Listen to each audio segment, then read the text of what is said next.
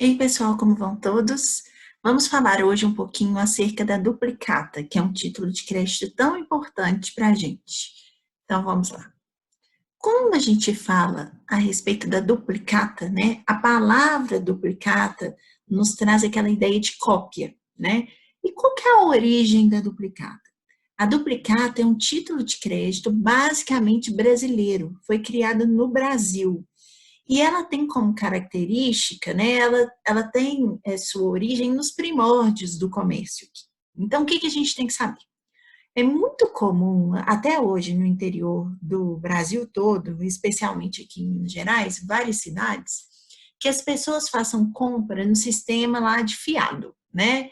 Então, por exemplo, eu vou até uma mercearia lá na cidade da minha avó e falo, olha, eu sou neta da fulana de tal, e aí, todas as compras que eu fizer naquele dia vão ser colocadas no caderninho de titularidade da minha avó. Então, no fim do mês, minha avó vai até lá, ou o comerciante vai até a casa dela, e vai levar para ela uma cópia da lista daquele material que ela adquiriu durante aquele ano, ou aquele mês, com todos os valores também discriminados e o total que ela deve. E aí, normalmente, quando isso é apresentado, ela vai conferir se está tudo ok. Se tiver tudo ok, ela assina, né? Tipo, aceitando aquele documento e se compromete a pagar num determinado dia. Essa é a origem da duplicata. Então, a palavra duplicata, ela é cópia da fatura. O que é a fatura? É a lista de tudo que foi adquirido com a discriminação do seu valor ou a lista do serviço que foi prestado com a discriminação do valor. Tá, a duplicata, copia-se todas essas informações e, além disso, eu vou ter a qualificação do vendedor, do comprador ou do prestador de serviços e do tomador de serviços, as informações como a data do vencimento, além disso, da nota fiscal que está relacionada, e essa nota, essa duplicata, então, vai produzir todos os efeitos de títulos de crédito. Então, quando a gente analisa aqui o conceito, vamos ver aqui o conceito de duplicata que eu coloquei aqui para vocês, então a gente tem, ó, é um título que é emitido pelo credor, diferentemente dos outros títulos de crédito que a gente estudou, que normalmente quem emite o título é o devedor. Então vamos ver. Olha, a nota promissória. Quem emite? Eu pagarei por essa nota promissória a quantia de tal. Fernanda, né? Então eu sou a devedora. Então, ou por exemplo, a letra de campo. Fulano, pague ciclano. Se o sacado não pagar, quem paga é o sacador. O cheque. Banco, pague por esse cheque a quantia de tantos reais a fulano de tal, assinado Fernanda. Então, a Fernanda é devedora. Aqui na duplicata, não. Ele é o único título que quem emite o título é o credor, né? Enviando uma ordem para que o devedor efetue o pagamento. Então, é um título que é emitido pelo credor, declarando existir em seu favor um crédito de determinado valor em moeda corrente, fruto obrigatoriamente de um negócio empresarial de compra e venda de mercadorias ou de prestação de serviços mercantis, cujo pagamento é devido em determinada data. O que a gente vai ver? A duplicata é um título de crédito causal. Por quê? Porque ele só pode ser emitido para compra e venda mercantil e prestação de serviços mercantil. Então, nesse caso, o emitente tem que ser obrigatoriamente um empresário. E daí vai decorrer o seguinte, que quando esse empresário ele emite uma duplicata, ele tem que registrar a emissão dessa duplicata num livro próprio, que é o livro de registro de duplicatas. E aqui eu abro um parênteses. Vocês se lembram que quando vocês estudaram sobre os empresários, vocês viram que os empresários possuem obrigações na lei? Então, a primeira delas é o registro, né, do seu ato constitutivo. O segundo, a realização de balanços e a escrituração. Então, a escrituração é a manutenção dos livros contábeis, né? Então, um dos livros obrigatórios para quem emite duplicata é o livro de registro de duplicatas. Então, ele vai fazer constar todas as duplicatas que ele emitiu, o valor, para quem que foi, né? Então, é como se ele fizesse ali um histórico dessas duplicatas.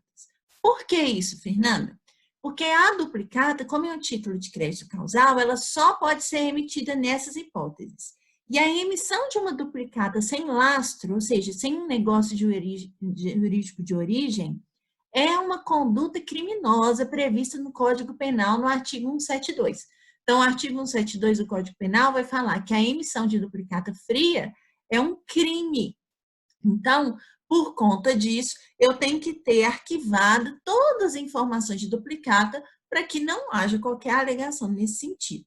Então, aqui vamos analisar a duplicata que eu coloquei aqui para vocês de modelo. Então, olha só. Primeiros, ó, credor, Fabi Companhia Limitada. Olha, a gente viu que é um empresário. Não é só pessoa jurídica. Pode ser tanto o empresário individual, como a sociedade empresária, como a Eireli, né? Podem todos eles emitirem a duplicata. Aqui do lado, eu tenho a qualificação dele, ó. Qual que é o CNPJ, aqui qual o município, né? Essas informações aqui. Tem que estar escrito duplicata, a data da emissão. Então, aqui embaixo tem, ó, fatura, qual que é a fatura que deu origem. Hoje, gente, isso é muito substituído pela nota fiscal, pelo número da nota fiscal. Por quê? Que a nota fiscal contém tudo que uma fatura tem que ter, que é a listagem e os valores, e mais. Então, eu vou fazer menção à fatura ou à nota fiscal aqui nesse quadradinho. Aqui o valor, a duplicata, o número dela de ordem, que é o número de registro no livro de registro de duplicatas, o vencimento. Então, aqui embaixo eu vou ter o nome do sacado com a qualificação dele, o valor por extenso, né? Então, aqui embaixo, ó, reconhecemos a exatidão dessa duplicata de venda mercantil na importância, parará, acima indicado. A gente vai ver que isso daqui é o aceite mercantil da duplicata, que é o reconhecimento de conformidade das mercadorias e da prestação de serviços, bem como das outras informações contidas na duplicata. Aqui eu tenho um espaço para assinatura do emitente, olha aqui para vocês verem. E aqui embaixo eu tenho o espaço para assinatura do devedor.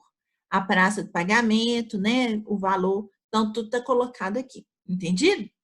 Então, quando a gente fala de duplicata, a gente tem que saber que ela é um título de modelo vinculado, ou seja, ela tem que obedecer obrigatoriamente esse modelo que é estipulado pela lei. Então, a lei ela vai determinar 3 tipos de duplicata. Essa duplicata que a gente viu aqui é que a gente vai ter uma duplicata que vai conter todas as informações de uma fatura. Mas pode acontecer que uma fatura dê origem a mais de uma duplicata. Quando, por exemplo, o pagamento é parcelado. Então, por exemplo, eu tenho uma compra de R$600, então eu vou emitir 3 duplicatas de 200. Então, esse é o segundo modelo. Qual que vai ser a diferença? Vai ser aqui, ó, nesse número de ordem que vocês estão colocando aqui, que tem aqui, vai ser tipo assim, 1 de 3, 2 de 3, 3 de 3. Então, vai estar essa informação de que é parcelado.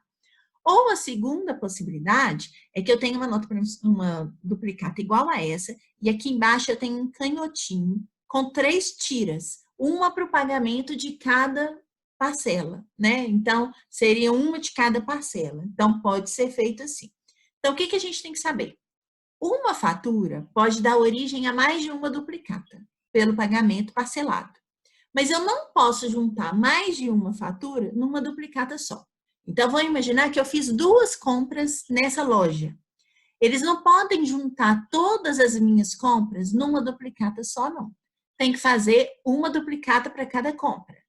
Agora, não há impedimento do contrário. Eu faço uma compra e é emitido mais de uma duplicata. Ficou claro isso, pessoal?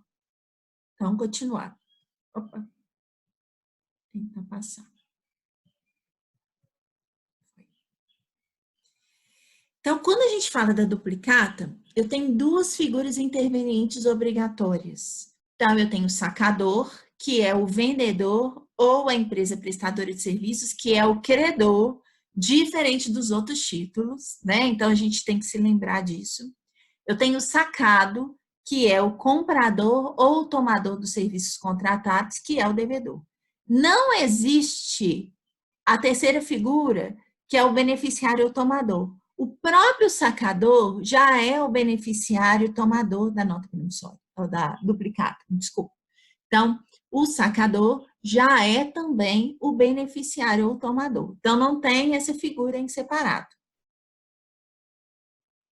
A legislação aplicável às duplicatas é a Lei 5478 de 68. A gente tem que saber que se aplicam no que couber as disposições da LUG e da Lei Cambial. E hoje a gente tem uma lei nova, que eu vou falar para vocês mais adiante, que é a Lei das Duplicatas Virtuais. Então, que ela, de certa forma, vem complementar essa 5474. O Decreto-Lei 434 de 69 também complementa essa lei, né, regulamentadora. Continuar. Quando a gente fala em duplicata, existem duas modalidades de duplicata. A duplicata com data certa e a duplicata com vencimento à vista. Então, a duplicata com data certa é a mais comum. Olha, você vai pagar essa duplicata no dia 22 de setembro de 2020. Ou à vista, que é aquela mediante apresentação. Eu apresento a duplicata e aí, no caso, o devedor tem que efetuar o pagamento. O que a gente tem que saber?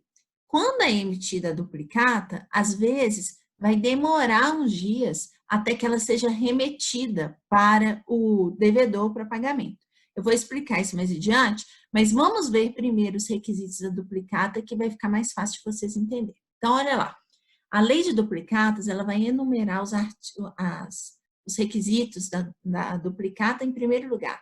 A denominação duplicata, data de emissão e número de ordem, o número da fatura, que eu falei para vocês que hoje normalmente é substituído pelo número da nota fiscal, a data do vencimento ou a declaração de ser à vista, o nome e domicílio do vendedor e do comprador, então tem que ter qualificação das duas partes, importância a pagar em algarismos e por extenso, praça de pagamento, cláusula à ordem. Isso aqui é muito interessante. Não é lista a inclusão de cláusula não à ordem em duplicata. Toda duplicata é feita para circular e eu não posso proibir o endosso da duplicata. Então, a duplicata sempre vai poder circular através de endosso. Entendido? Além disso, declaração do reconhecimento da sua exatidão e da obrigação de pagá-la a ser assinada pelo comprador como aceite cambial. O que isso quer dizer? Que no caso da duplicata, o aceite é diferente dos outros títulos de crédito. Por quê? Porque ao invés de ser uma obrigação que vincula um terceiro, como no caso da letra de câmbio, né, que o sacado é uma pessoa que normalmente não aparece ali como obrigado cambial, mas ele vai passar a ser o novo obrigado. Então, no caso da duplicata, o aceite vincula o próprio devedor quando ele declara a exatidão dos termos da duplicata e o recebimento da mercadoria ou da prestação de serviço, tal como posta. Então, ele só pode deixar de aceitar nas hipóteses determinadas pela lei, que estão nos artigos 8º e 21 da Lei de Duplicatas, que são aquelas hipóteses de desconformidade, ou seja, que a mercadoria entregue não foi entregue da forma devida, estava variada, em quantidade diferente, o valor não correspondia ao que foi contratado, da mesma forma a prestação de serviço não foi devida, foi insuficiente, o valor está diferente. Então, nesses casos, ele pode se negar a dar o aceite. Caso contrário, ele é obrigado a aceitar o título. E aí, nesse caso, se ele aceita a mercadoria e não dá o aceite, ele pode ser, inclusive, protestado pela falta de aceite. Nós vamos aprender isso mais adiante. Então, o que a gente tem que saber? Que o aceite na duplicata é diferente do aceite nos outros títulos de crédito. Porque ao invés de ser uma obrigação que vincula um terceiro, ele é uma declaração de conformidade dos termos da duplicata, por assim dizer. Então, e por fim, eu tenho que ter a assinatura do emitente. Então, como todo título, eu tenho que ter a assinatura da parte. Entendido?